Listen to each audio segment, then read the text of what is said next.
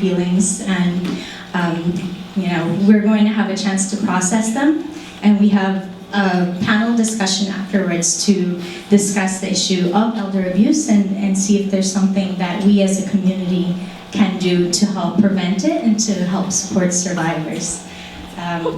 But we do recognize that, if you, after watching that, maybe just need to take a moment to take a breath, step out, you're very much welcome to do so. So please, just take care of yourself first as well if any of this is affecting you in a very strong way. So without further ado, I'd like the panelists to please come up and we can get started on this discussion. And so yeah, Peter Chang, if you would like to come up. Peter Chang, he is, currently he's working at the AFI, which is Asian Americans for Equality. But before, he used to be the executive director of the Sino-American, Indochina Sino-American Community Center. And that's where he created actually a program to help Chinese Americans who are going through elder abuse. And then Kayla Chan over here, she is the counselor advocate at New York Asian Women's Center, and she specifically helps elders who are in Brooklyn. And as well, she does a lot of trainings and does a lot of collaboration with like law enforcement and other senior services like throughout our city. So, and then of course Jennifer over there, she is the one who wrote the script for this.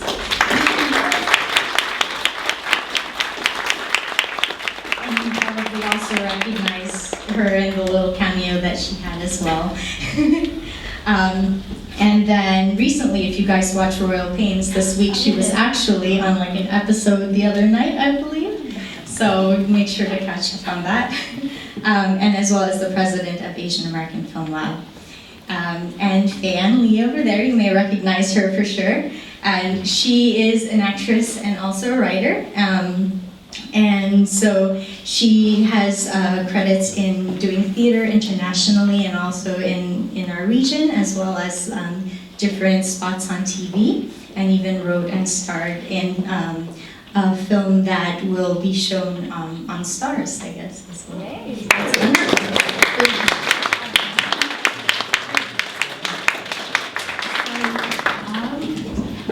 Hello, I'm Betty Lee Song. Am I supposed to go up there? This is Betty Lee Sung, everyone, and she very much is a fixture, I think, in the Chinatown community, and we are very, very honored that she is here to listen to this. And honestly, if there's anything that you would be able to add as well afterwards, we would love to hear from you. I can't hear anything. Would you like to actually, I believe this? Yes. Yeah, please come in and sit a little closer.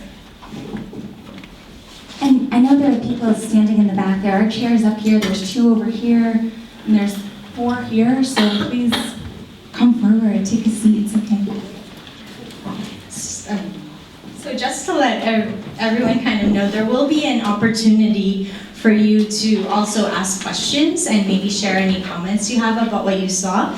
But I will ask each of them a question first, and then maybe that'll also give you a chance to process and like think about maybe an important question you want to ask later, all right? So the first, I'd like to first address Diane. And so you played the head social worker with the name Clover Hinchliff. What an interesting, I'm actually, well, 2 questions first for you. Like, what was your first impression when you read for this role? And is there anything important or specific with that name? Well, I think Jennifer should answer that since she wrote it. she said, oh, I have this great role that you should play. Her name is Clover Hinchcliffe. I was like, well, that's not very stereotypical. I'll do it. No, but Jennifer and I had a conversation about this project before it was done, and she had told me the story of, can I say?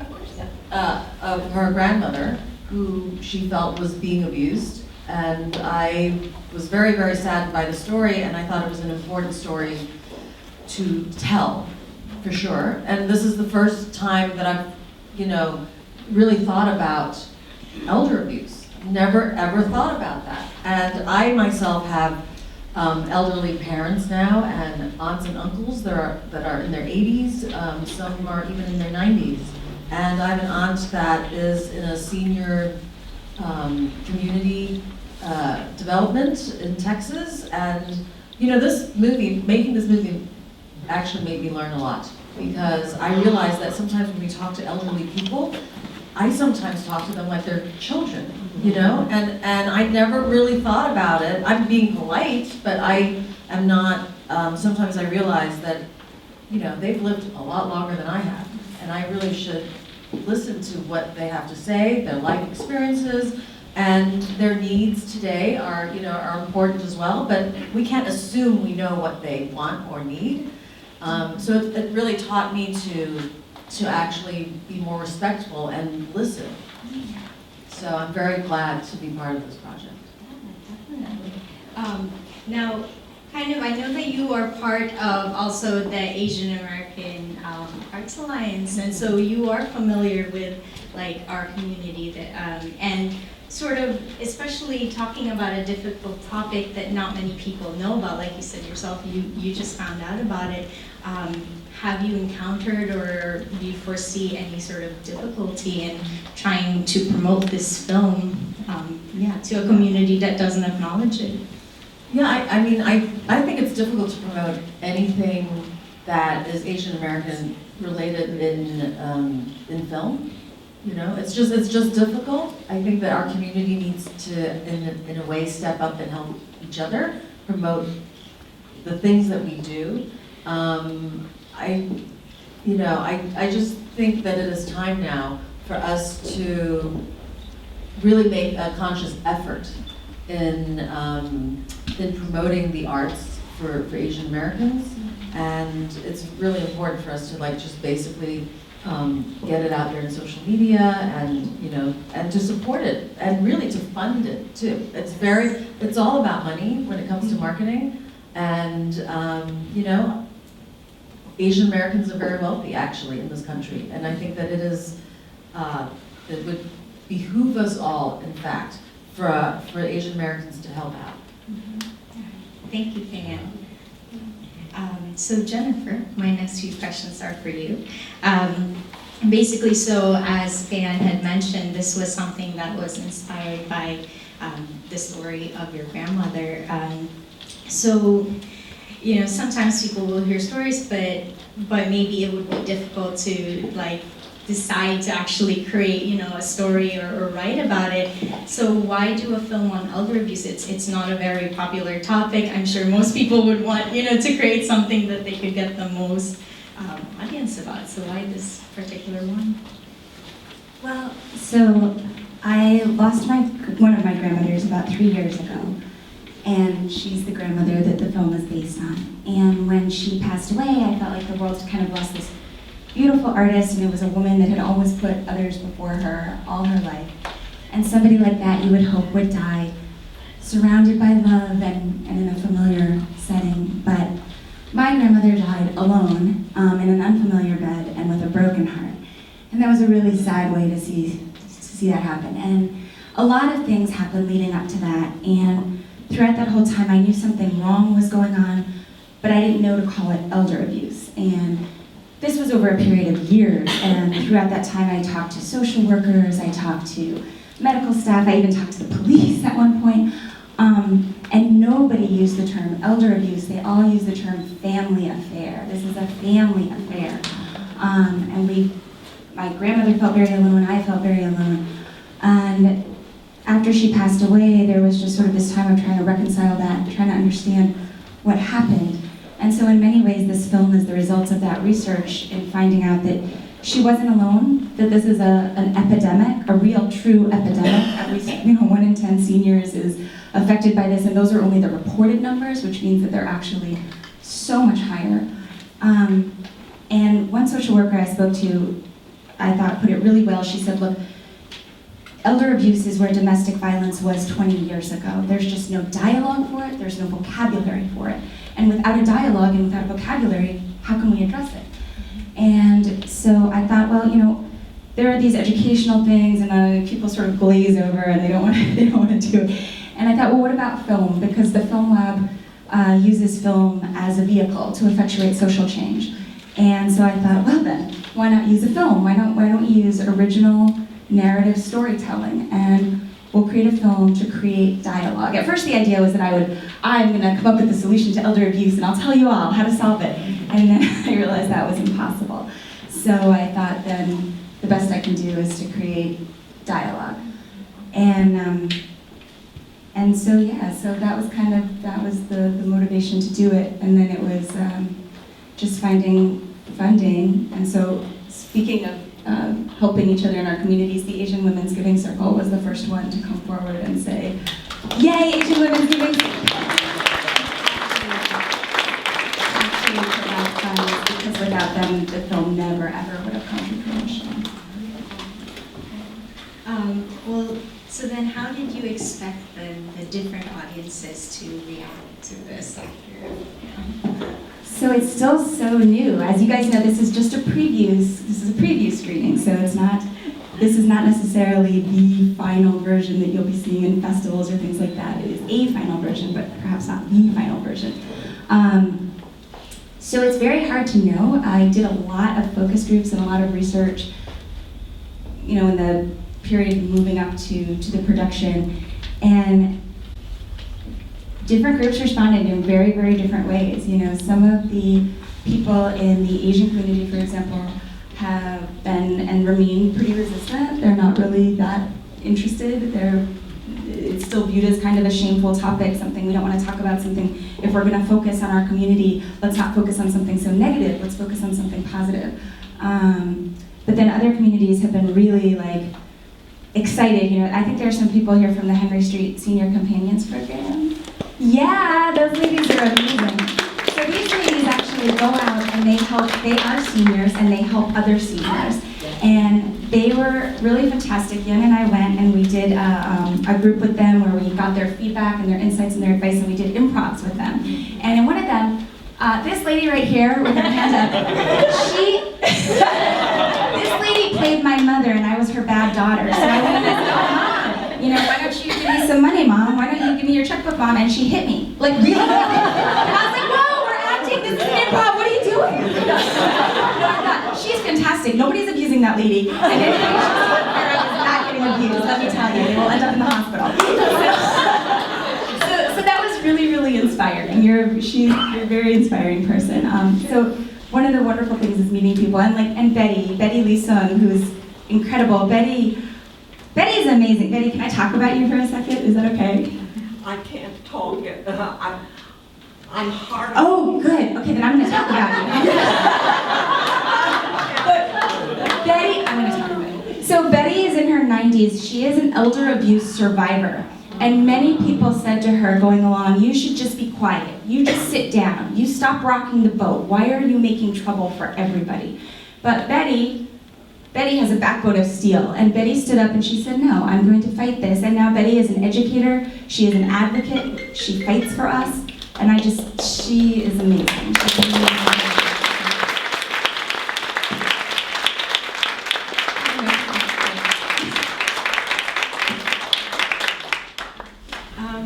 Okay, so what advice then would you to most people don't think about also this being an issue that relates to them unless they start going, getting older and being kind of 50s, 60s, that age, right? But, we're here to tell everybody that this is something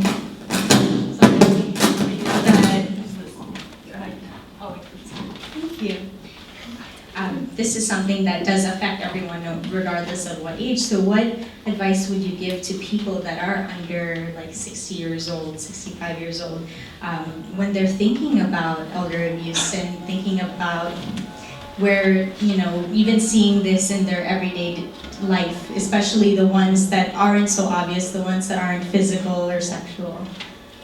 That it's not a senior problem. This is a human problem. This affects all of us. We all have our grandmas and our grandpas, our aunts and our uncles. God willing, or whatever, if we're lucky, we will all one day be old. And when we are, I think that we don't want to be treated with disrespect. We don't want to be treated like they said as children. We don't want to have other people telling us what's right for us, what's good for us. So I think, it's something that we have to think about now, and it matters because it's going to matter from a selfish perspective. It's going to matter to all of you. But then I hope that you all care about how your elderly friends and relatives are being treated. I hope that's important to you. Thank you for that, Jennifer. And so now kind of speaking more on what we can do, I'd like to kind of skip you a little bit, Peter, and go to Kayla over here. Kayla, you deal with this issue day in and day out, and you meet with survivors and provide support for them. So first of all, after watching that, I have a lot of questions I would like to ask you, but more specifically, let's talk about how the social workers handled this. What is your reaction to that? It's a lot to talk about.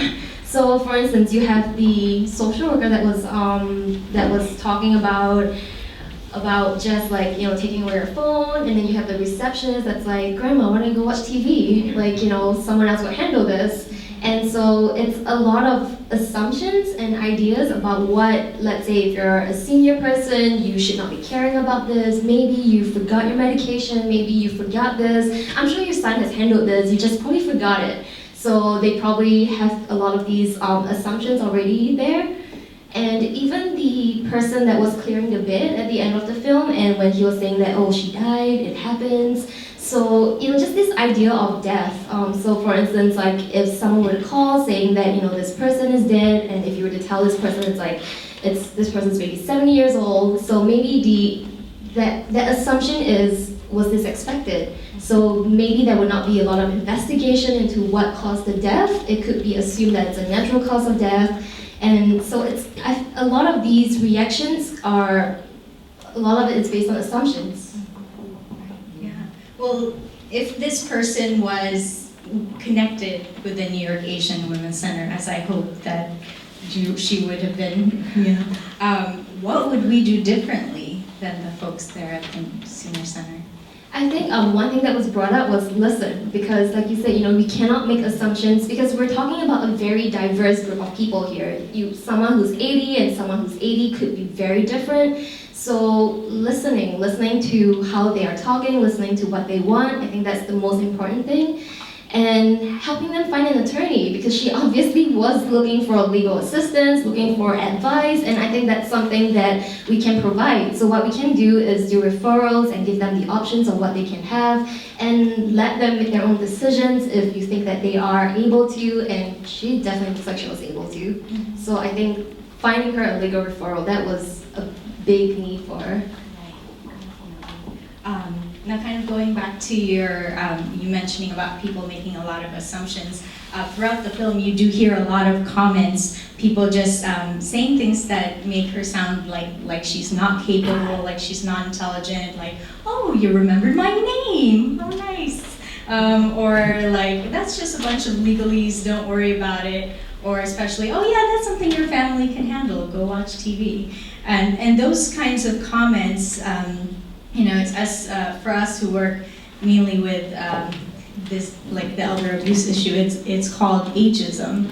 And a lot of people say that really there is a strong connection with ageism and kind of basically why elder abuse continues. Now, can you tell us, for everyone who kind of just walked in here and maybe not even know what they've gotten themselves into, can you tell us what is ageism and what does that have to do with elder abuse? So ageism is a discrimination based on someone's age or the way they appear to be. So this connects with elder abuse because that's when you assume that, like what I was saying, maybe this person has died and you assume it's a natural cause without further investigation, or maybe something where, for instance, if this was done to a kid who's 8 years old, would the reaction be very different? Or even a pet, how would the reaction be different? So ageism lies in, I guess, the culture that we're embedded in as well. I mean, and I'm not to say that, I mean, all of us, I believe at some point of time have come across of ageism, and even I myself, I mean, I'm sure you've seen those Hallmark cards where they make fun of like older people and things like that, or you've seen ads on, everywhere where they make comparisons with old people, and it's supposed to be humor, it's supposed to be funny. So these are all little cues of the ageism that we're in. Yeah, there's definitely a lot of negative thoughts to our growing older. And I actually recently even heard that they're trying to make aging a disease, so that way they could get funding for anti-aging like chemicals or whatever lotions. So it's really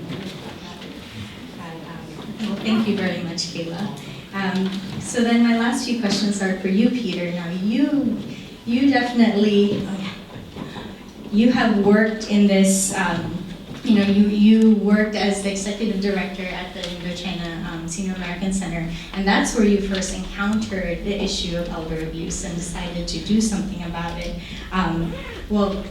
First of all, what was like your reaction to the film, and kind of tell us whether the scenario that we saw is something very common, something that you've seen. According to elder abuse, while I was working at the Senior Citizen Center, and it was accidental. And at that time, a few of the seniors came to me and asked me, how they could apply for public housing or senior housing. So I became very curious because I realized they just brought a co-op not that long ago. And so I was wondering, why they already got their own apartment and why they want to move into senior housing. So I spoke with them. It turned out that they signed their name to their children, to the son, and what happened was that the senior couldn't get along with the daughter-in-law, and the son is asking him to leave. And so because he already signed the name to the son, so all the money he put in the co-op means nothing. So that started to get me interested in this issue, and I started to want to do something about it. So the first thing I did was I went to research, and I found out that there was like dismal, it's actually non-existent data on elder abuse among Asian communities. I searched the whole United States. The only Asian elder abuse prevention program was in San Francisco.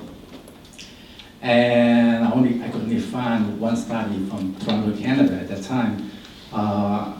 Hopefully now they have a couple more, but the information remained very scarce.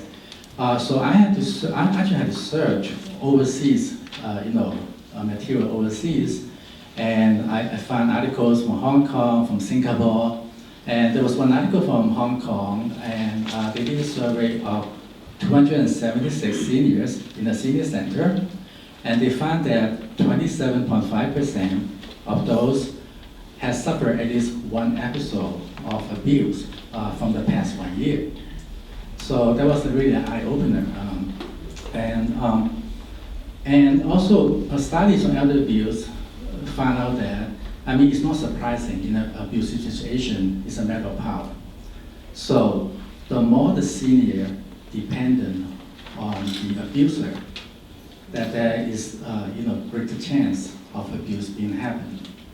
And when I look at the seniors, Asian seniors, in New York City, so that goes back into, I think this is wonderful theme, wonderful movie. And it touched upon a lot of themes, such as Asian treating this as a family matter. They don't want to talk about it.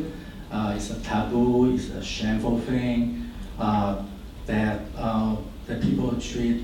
They don't treat elders seriously. Yeah, they touch upon other things. Nonetheless, the elder depicted in the film is more typical among Asian seniors, in New York City. In New York City, the Asian seniors, over 90%, are limited English proficient. And 62%, they came here through sponsorship by their adult children. So when people look at the research data, culture like, every family minds own business, so you don't interfere with other families, and also one thing about Asian culture that maybe mainstream society doesn't know is the relationship of the parent to the children.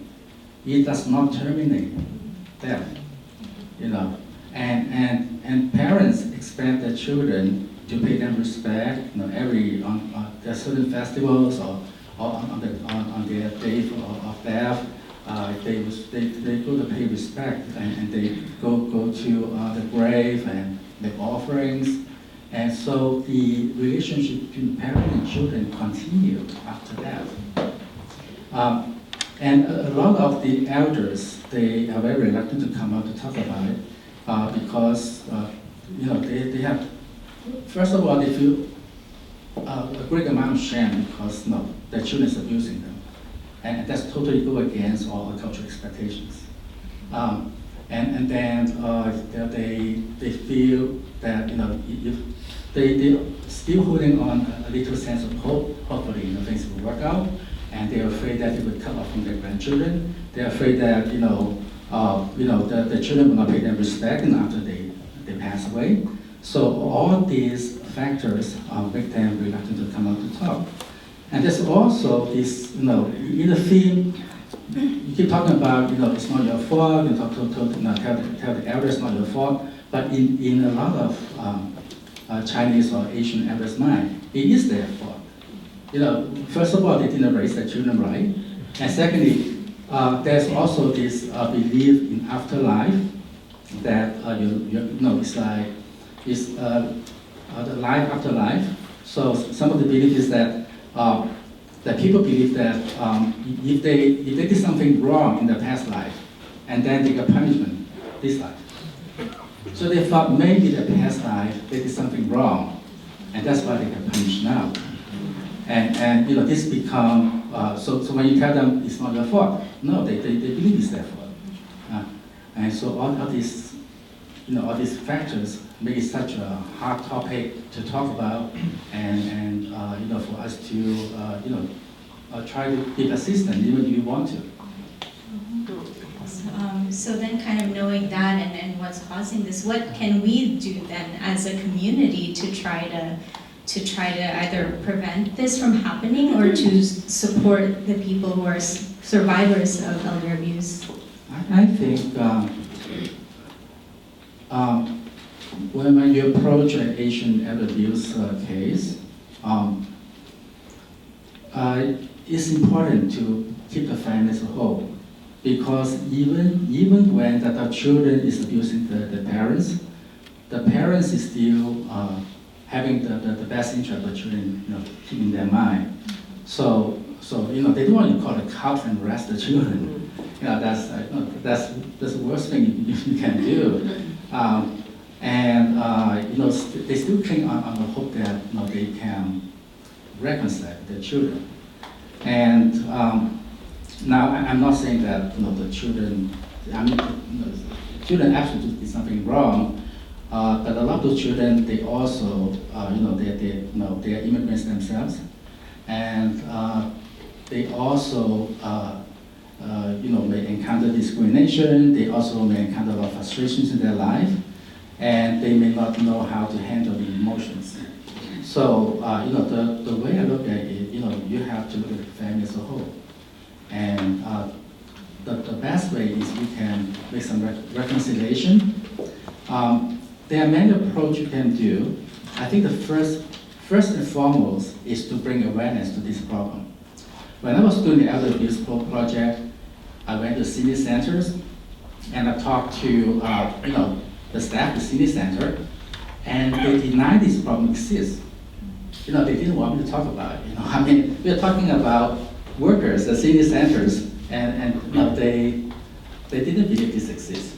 And when I was trying to do workshops, no elders would come to talk to me. So I had to do it in such a way. I would say, well, I know that your family is perfect and your children loves you.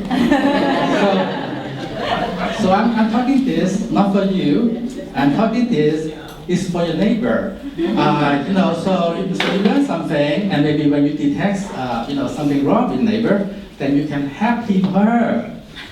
And yeah, so when I said that, okay, they sat down, they listened, and then always at the end of the workshop, a few came to me, and they would say, oh, I'm asking this for my neighbor. And if such and such a situation happen, what can my neighbor do? I said, oh yes, of course, you can tell your neighbor this. And that's how we start. And then eventually, we got like 70, 80 cases, just within, maybe 1.5 years. And, there's so many cases that I remember vividly. There was one elder we went to, she got reported by the pharmacist, because she was not wearing enough clothes when she went to the pharmacy. And the pharmacist noticed that she got bruising marks on her arm. So we contacted the government, and then we went to the lady's home, and we noticed there were like holes on the wall. It turned out that the son was punching the wall, making holes. That was such a scary thing. And then we had to do something right away, because once you get physical, you have to do it quick.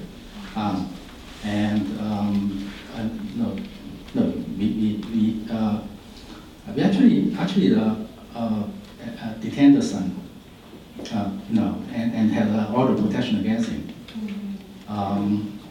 But when he came out from detention, he went home again, so we had to take him out again. There's so many things that I encountered that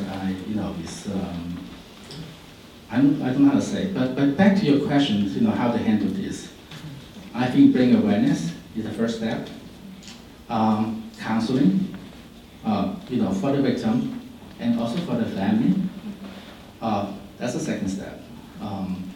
Legal means you need enforcement. If someone is financially abused, you need consumer fraud to come in, perhaps guardianship, and then eventually we do have to advocate, to bring this into the mind. When we look at social issues, how they start to get accepted, how they start to get resolved. For example, in the past, we used to think that homosexuality is a private thing, it's a private affair. But gay rights activists, they were able to make this into a social issue. They were able to make this into a community issue. So if we can turn elder abuse in the Asian community from something that people look upon as a family thing, turn into a community thing. And once you're able to do that, then you start to see the problem resolved. So in my dealings with abusers, I found that I have great hope, that this will work out, because also among the Asian culture, the abusers, once they get called out, they will stop their behavior, because this violates the social norm in the community. Also, In my experience. well, okay, but I don't speak for every case. Okay, the cases I encountered. Also, there is a fear of authority. So if you get the cops involved, if you get what involved, they usually stop. But of course, I'm not speaking for all the cases, and these are the cases I encountered. The other thing about Asian elder abuse is physical abuse is rare.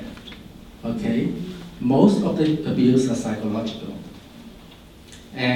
but I don't want people to think that just because psychological is any less hurtful. It's a very hurtful thing, even though it's psychological.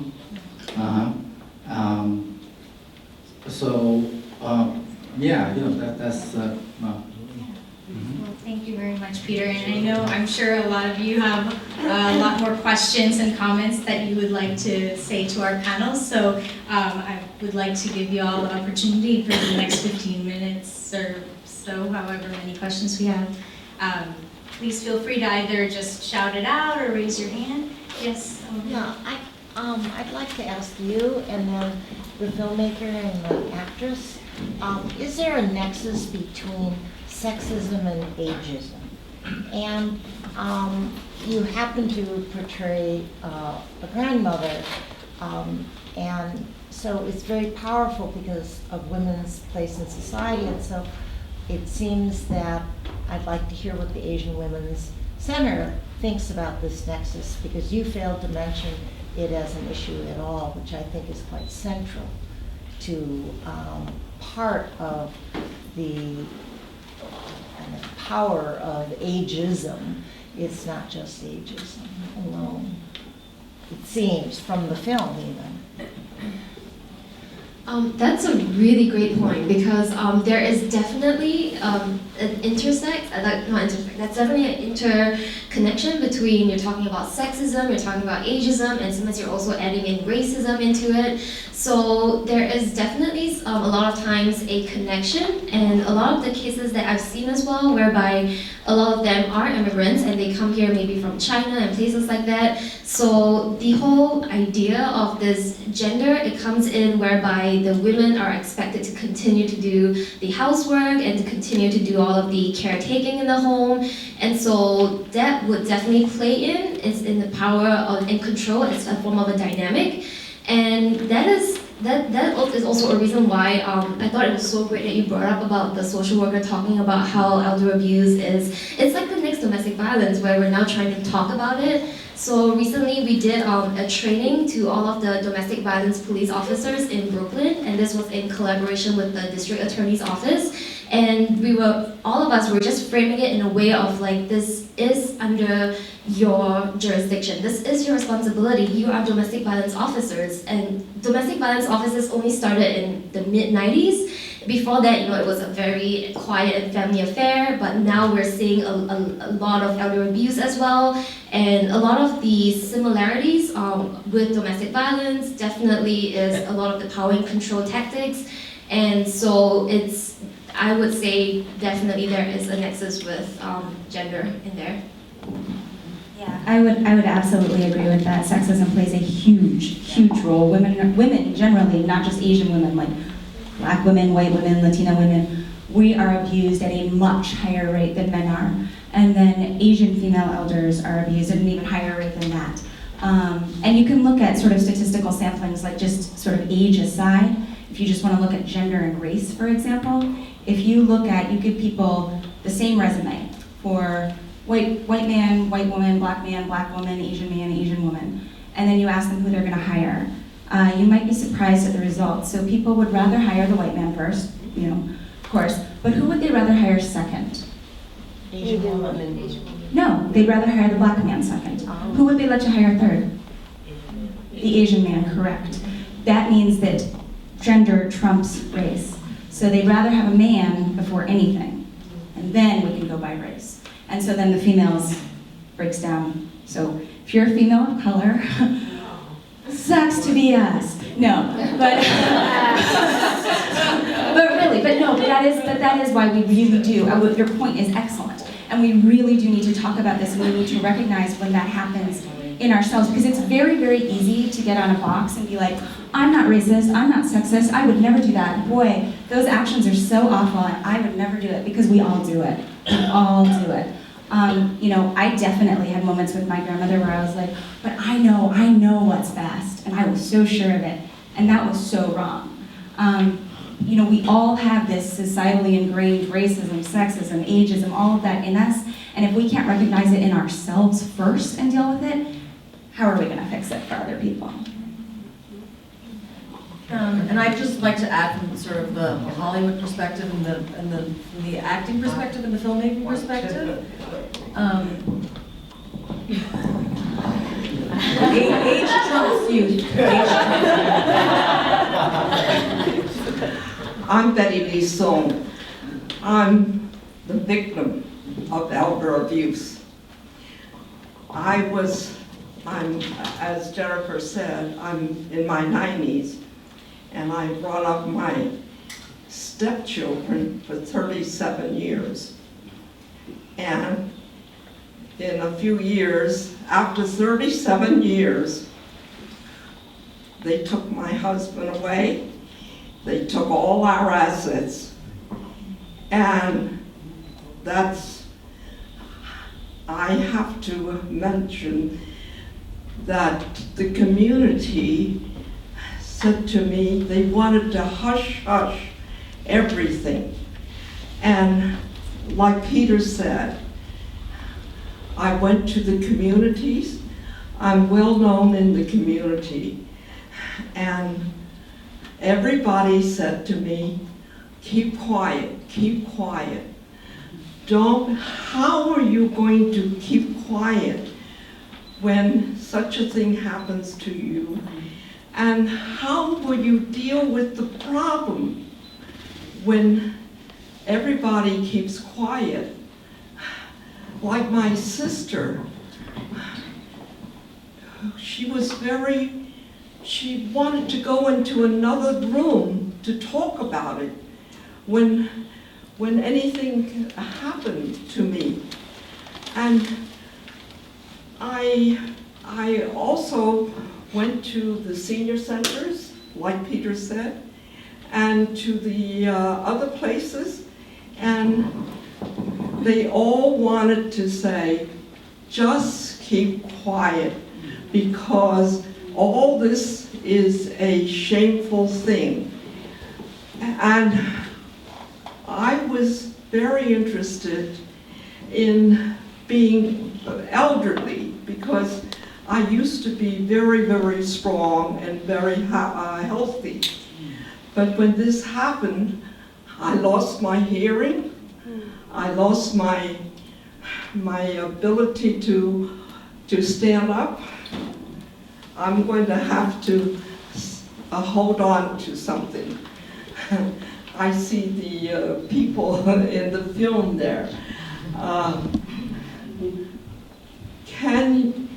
We are just starting, and I'm very, very happy that Jennifer has done this film, because for the first time, we're talking about elder abuse. And in fact, all of you will eventually become old like I am. And you will have to have the same thing. So it's very important that we start to talk about it. And I have an article coming out in the China CUNY Forum that will talk about elder abuse and some of the things that happen to us. The thing is, I'm one of these that will talk about things. I'm not like whoever was talking about it, and they want to keep quiet, and like the lady in the film, she wanted to do something, and in the end, I was very curious as to what happened to the to Josephine. Was her life snuffed out? And that's something that I'm afraid of, that my stepchildren will come and will do something to me. But anyway, I talked to a lady in the Citibank, and she said, "Oh, this is very common." She says the Chinese have a habit of signing over their house and their insurance and their stocks to their children, thinking that, "Oh, I don't speak English. I don't know too much about this." And as a result, they find themselves destitute. And this is something that is very common, but we don't talk about it. And another thing that I did talk about was to my broker. And I said to him, this is, we never hear about elder abuse. How many of you have heard about elder abuse before this? Before you saw this film? Not many people. But the broker said to me, at least 60% of the children do take their parents' money and assets and house and apartment before they're old. And as a result,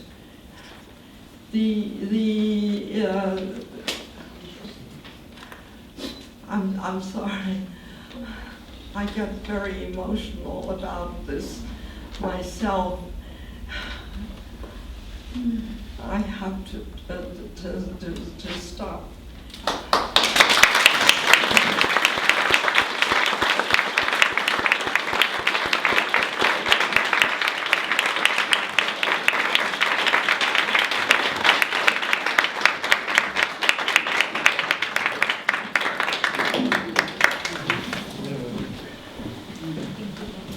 I just want to add one thing. In Los Angeles, if an elder passes away at home, and if they find anything suspicious, they would assign forensic scientists to look into the case. Good. And you know, there are laws requiring child abuse report. And I always say that if a social worker or whoever find child abuse at a home, they better look at whether the elder is also being abused. You know, because these things go hand in hand together. Yeah. Can I just really quickly, I know Faye was going to say something about Hollywood and race and sexism. Yeah, just to answer your question about ageism and sexism, I don't know if all of you know this, but I think that Hollywood plays a very important part in terms of the images that, you know, that they reflect into the universe, really. I mean, what Hollywood puts out, everybody in this entire world sees. And in the history of filmmaking, there has never been a single year where women directors have exceeded 9% in a year in terms of distribution of films, which means that 90% of all films you ever see come from, you know, the point of view of a man. So you can imagine how difficult it is for a woman to sort of carry on in Hollywood, because, you know, I decided to start writing as I was approaching 40 because I felt that ageism was hitting me at 40. You know, does that happen to a man? No. So, you know, if you, it's very difficult. And you know, Meryl Streep and Sally Field and all these incredible actors have all addressed this issue. And I think, you know, and still in 2015, I think it was like something like 6% of women directed movies. So I just wanted to point that out. So when a female, when you notice that a woman does direct a movie, please go and support it. Just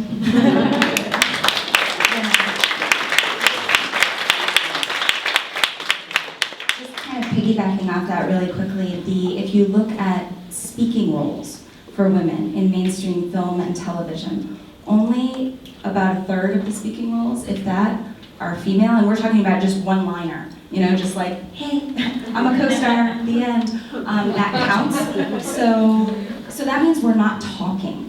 So the majority of entertainment you see, we're silent, regardless of our race, just based on our gender, we're silent.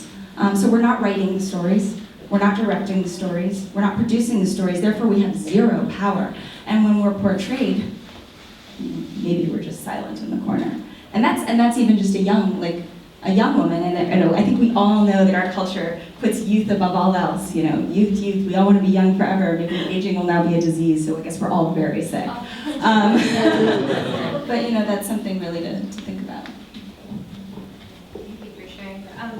We have time for one final question or comment, but never fear, we will hang around. There's some food in the other room as well, so if there is something you want to ask, but maybe you don't feel comfortable right now, we can always talk afterwards. Yes, sir. I'd like to ask a question to the filmmaker. Is this film going to be dubbed in various Asian languages? We hope it will be dubbed in every language. This is a universal issue. I hope so. Excellent.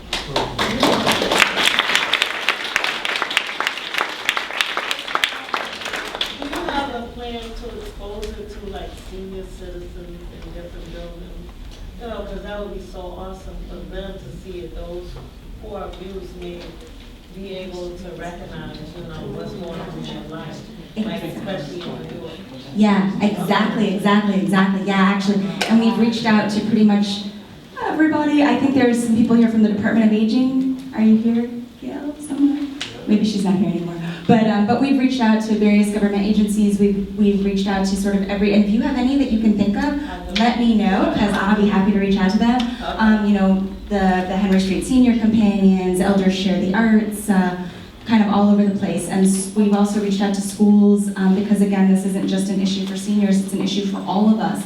One of the things that he pointed out so well was that a pharmacist noticed this woman had bruising, and a lot of times, you know, we just need to learn what to look for. We need to learn what is abuse, what's not abuse, what do we do when we see it, because a lot of times you just feel very uncomfortable. You have no idea. You're just like, oh, they seem to be fighting a lot. I don't know. I mean, maybe that's not my business. So yeah, I'd love to talk to you more. Jennifer, would you like to say something to close us then? So you may have noticed I've been just going into my purse over and over again. Yesterday, Faye asked me to give closing remarks, and I wrote them down. I think I left them in the restroom. I don't have them. So I apologize. I had something really nice written, and I don't know if somebody else has it now, somebody picked it up through. But no, I just really want to thank everybody for coming out and for all your care and for all your support. This film isn't my film. This film is a team film. It was made possible by so many people and so many entities who all put their hearts and souls into this. And that to me was amazing, because the 3 years after my grandmother passed away were very, very difficult on so many levels. And I really thought that nobody cared, and that it was just, you know, it was not a sexy issue. Elder abuse, it's not a sexy issue. And I really thought that nobody would have any interest in it. So it was, none of them require giving money. There's no money to be requested. So we're going to have a lovely reception with compassionate vegetarian fare chosen by Faye. It's very delicious. Which should be very fun. There's lots of resources, lots of amazing people in this room.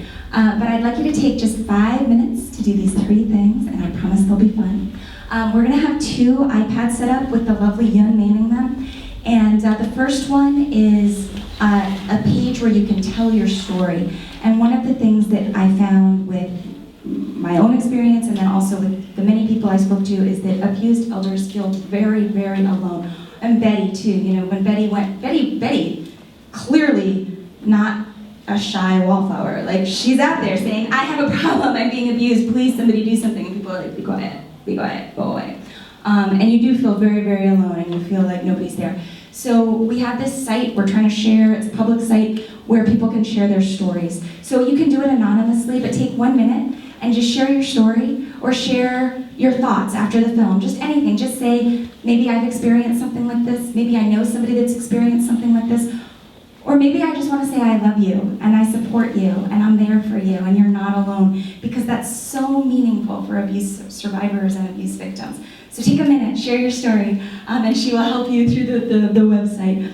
And then the second thing we have is the IMDb page is open. You will have to log in with your Facebook. I apologize, I tried to figure out a way to not do that, but you have to log in. So just make sure you log out after. Otherwise I'll post all kinds of status updates for you. No. But it's open to the film's page, and we'd really, really appreciate it if you would give it a review, because this is a preview screening, which means that it is one version, but not necessarily the version of the film. So your feedback will be very, very, very useful, and it's very critical to us. So take 1 more minute and give us a review. And then last but not least, I would like you all to take pictures of yourselves, and I know you all love it, right? Everybody loves taking pictures of themselves. So take a picture of yourself. You've all got these little stickers, or if you didn't, there's more out there. But if you tweet the hashtag #StopElderAbuse, and you tweet it at MOCA and Nyack and Film Lab, then we'll enter you to win some cool free t-shirts and stuff, but also you'll help so much to just raise awareness, because even just talking about it is a huge, huge step. So I apologize I didn't have my very articulate remarks, but thank you guys. Thank you so much for being here.